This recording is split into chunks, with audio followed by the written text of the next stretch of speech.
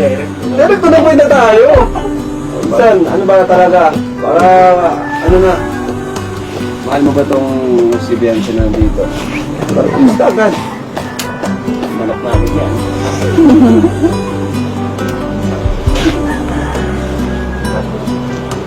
Hindi na. Hindi ko na mahal yan. Ay, grabe. Kasi mahal na mahal.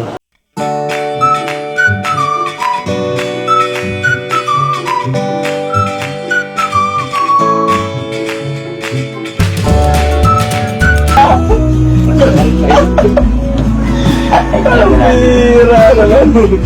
Alam niyo na pala? Alam mo namin. Hindi na pala mahal na pala. Mahal naman.